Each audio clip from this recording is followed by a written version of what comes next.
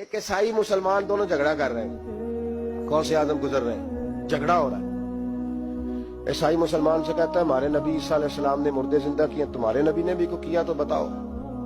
مسلمان پڑھا ہوا نہیں تھا، حالانکہ نبی پاک نے بڑے مردے زندہ کیے، پڑھا نہیں تھا، بتا نہ سکا۔ غوث اعظم کے کان میں آواز گئی تو جا کے عیسائی کا بازو پکڑ کے جھنجھوڑا، فرمانے لگے کیا کہا تم نے؟ میرے مصطفیٰ نے مردہ زندہ کیا تو بتاؤں؟ فرمایا تو نبی پاک کی چھوڑ، میں غلاموں کا غلام ہوں، میں غلاموں کا غلام ہوں، مجھے بتا کون سا مردہ زندہ کرنا ہے۔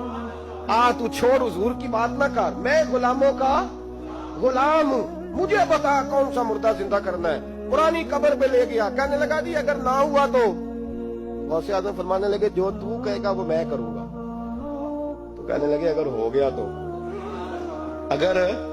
تو غوث اعظم کہنے لگے نہ میرے خانقاہ پہ جھاڑو دینا، نہ میرے برتن مانجنا، نہ میرے گھر کا سودا لانا، اگر زندہ ہو گیا تو بس میرے نبی کا کلمہ پڑھ جانا، بس میرے رسول کا کلمہ پڑھ جانا۔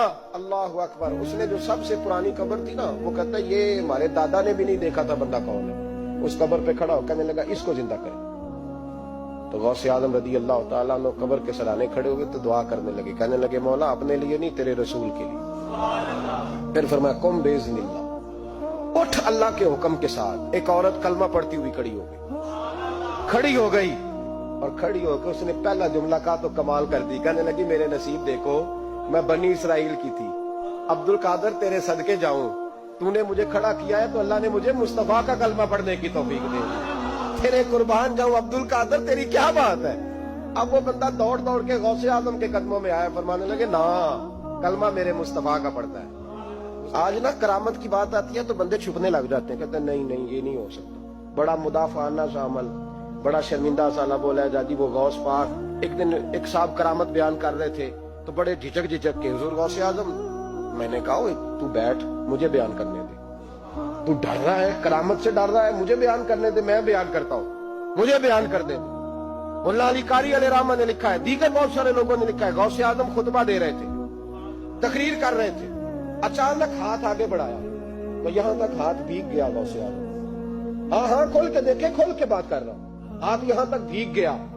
مرید کہتے ہم نے پوچھا حضور پانی بھی کوئی نہیں، ہاتھ بھیگ گیا۔ میں چپ کر کے سبق پڑھو، شاگردوں کو پڑھا رہے، چپ کر کے سبق پڑھو۔ تھوڑی دیر گزری، چند گھنٹے تو ایک قافلہ آ گیا، سارے لوگ پانی میں بھیگے ہوئے، حضور غوث اعظم کے سامنے کھڑے ہوئے، کہا حضور آپ نے بڑی کرم نوازی فرمائی، بڑی کرم نوازی۔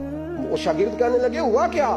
تو وہ لوگ کہنے لگے کشتی میں بیٹھے تھے تو کشتی ڈوبنے لگی، ہم نے کہا یا شیخ عبد القادر جیلانی، خدا کے فضل سے ہم پر ہے سایہ غوث اعظم کا، ہمیں دونوں جہاں میں ہے سہارا غوث اعظم کا۔ کہتے ہیں حضور غوث اعظم نے وہاں بیٹھے ہاتھ لگایا اور ڈوبتی کشتی کو باہر نکال لیا، اور ڈرنے لگے، کہنے لگے جناب یہ کرامت لوگ نہیں مانیں گے۔ تو میں کہا جنہیں نہیں مننا نہ منے، ان کے کانوں کے نا پیچھے خارش ہوتی ہے جب اس طرح کی ولیوں کی بات بتائی جائے۔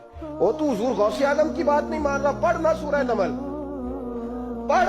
حضرت سیدنا سلیمان علیہ السلام اپنے محل میں بیٹھے دربار میں، فرمایا ملکہ بلقیس کا تخت چاہیے۔ تم قرآن نہیں پڑھتے؟ ملکہ بلقیس کا تخت چاہیے۔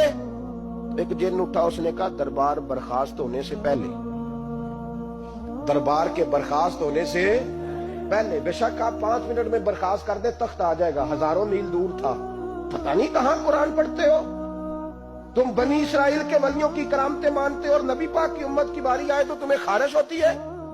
شرمندہ سا لبو لہجہ، ہمارا لبو لہجہ شرمندہ نہیں، اس لیے کہ ہم تو جیتے اور زندہ ہی ولیوں کے نام کی برکت سے، ہمارے لبو لہجے میں تمہیں شرمندگی نہیں ملے گی۔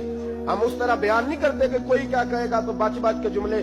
حضرت سلیمان سے کہا آپ کا دربار برخاست ہونے سے پہلے، آپ نے فرمایا نہیں بھائی اس سے بھی پہلے چاہیے۔ ایک اٹھا، عندہ علم من الکتاب، جس کے پاس کتاب میں سے کچھ علم تھا، پورا علم نہیں تھا اس کے پاس، کتاب میں سے۔ حضرت آصف بن برخیا تو کہنے لگے حضور میں نہ لے آؤں؟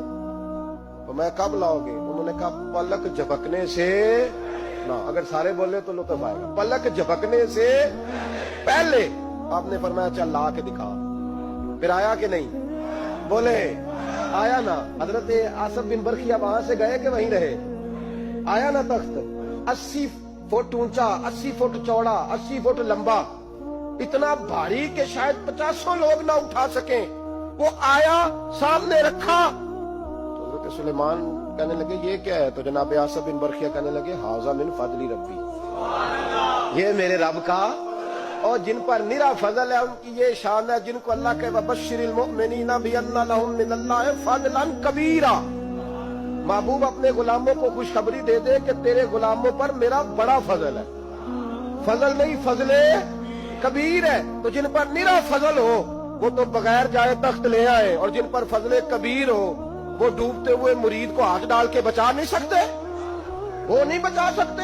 डर डर के क्यों बात करते हो? खोल के को खुदा के फजल से हम पर है साया गौसे आजम का, हमें दोनों जहां में है सहारा गौसे आजम। हुजूर गौसे पाक वाज करते, नसीहत करते, और चूंकि ना शोहरत के लिए, ना माल के लिए, ना नोटों के लिए, इसलिए गौसे आजम जब तकरीर करते ना, एक दिन बगदाद में बारिश शुरू हो गई, खिताब हो रहा था, लोग बिखरने लगे, तो दो जुमले गौसे पाक के, कहने लगे या अल्लाह तू दिलों के भेद जानता है, अगर बंदे मैंने अपनी जात के लिए इकट्ठे किए हैं तो तेज बारिश बरसा, दौड़ा दे सारे, अगर तेरे लिए इकट्ठे किए हैं तो फिर भी तेरी मर्जी, रखने हैं तो रख, भेजने हैं तो।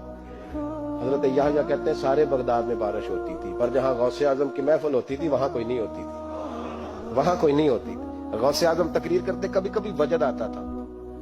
वजद किसको कहते हैं? वजद कभी कभी आप कहते नहीं कि मैं